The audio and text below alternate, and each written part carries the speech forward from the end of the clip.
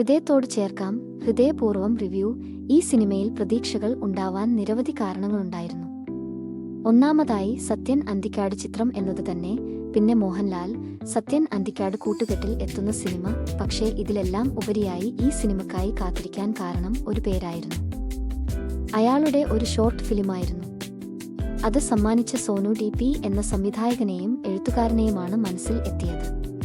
അക്കൊണ്ട് തന്നെ ഈ cinema minimum quality എനിക്ക് ഉറപ്പായിരുന്നു. ആ പ്രതീക്ഷ തെറ്റിയില്ല. ഒരു കൊച്ചു മനോഹര സിനിമ.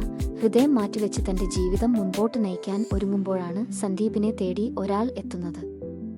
തനിക്ക് ഹൃദയം ലഭിക്കാൻ കാരണമായ ആളുടെ മകൾ ഹരിതയായിരുന്നു അത്.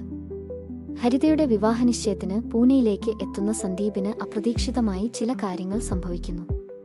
പിന്നീട് ഇവരുടെ ജീവിതത്തിലുണ്ടാവുന്ന കാര്യങ്ങളാണ് സിനിമയെ മുൻപോട്ട് നയിക്കുന്നത്. സന്ദീപ് എന്ന കഥാപാത്രമായി മോഹൻലാൽ മികച്ച പ്രകടനമാണ് കാഴ്ചവെച്ചത്. ഹാസ്യരംഗങ്ങളിൽ ആണേലും വൈകാരിക രംഗങ്ങളിൽ ആണേലും അനായാസമായി പ്രകടനം കാഴ്ചവെക്കാൻ സാധിച്ചു.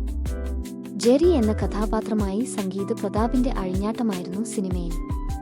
ഒന്നാം പകുതിയിൽ തിയേറ്ററുകളിൽ ചിരിമഴയ്ക്ക് കാരണമായത് സംഗീതിന്റെ തകർപ്പൻ പ്രകടനം കൊണ്ട് കൂടെയാണ്. തന്നെക്കാൾ ഒരുപാട് വയസ്സിനു ഇലേതായ സംഗീതുമായുള്ള കൂട്ടുകെട്ട് ലാലേട്ടൻ എത്ര സിമ്പിളായാണ് ചെയ്തിരിക്കുന്നത്. മാളവിക അവതരിപ്പിച്ച ഹരിത എന്ന കഥാപാത്രവും മനസ്സ് കീഴടക്കി. ദേവിക എന്ന കഥാപാത്രം സംഗീതയുടെ കൈകളിൽ ഭദ്രമായിരുന്നു. ലാലു അലക്സിന്റെ പൂനെ ജേക്കബ് തിയേറ്ററുകളിൽ ചിരിയുണർത്തി. സിദ്ദിഖിന്റെ OK പണിക്കർ, ജനാർദ്ദനന്റെ ചിറ്റപ്പൻ, ബാബുരാജിന്റെ ക്യാപ്റ്റൻ മനോജ് തുടങ്ങിയ കഥാപാത്രങ്ങളും ശ്രദ്ധ നേടുന്നുണ്ട്.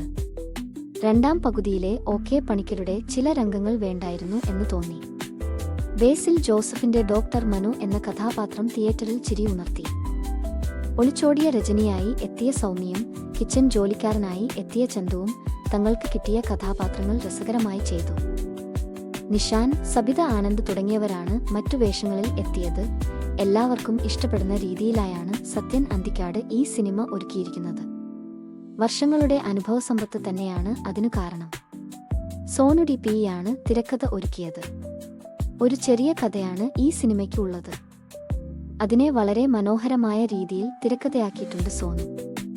എന്നാലും ദി നൈറ്റ് കാൾ കണ്ടപ്പോൾ എനിക്ക് കിട്ടിയ ഒരു വൻ ആവേശം ഇതിൽ കാണാൻ പറ്റിയില്ല. അടുത്തത് ഇതിനേക്കാൾ കിടിലൻ ആവട്ടെ.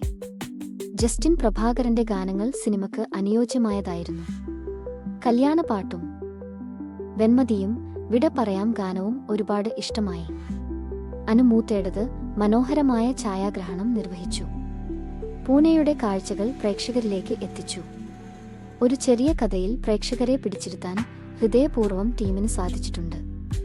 ഒരു ചെറു പുഞ്ചിരിയോടെ തിയേറ്ററിൽ നിന്നും ഈ സിനിമ കണ്ടിറങ്ങാൻ സാധിക്കും.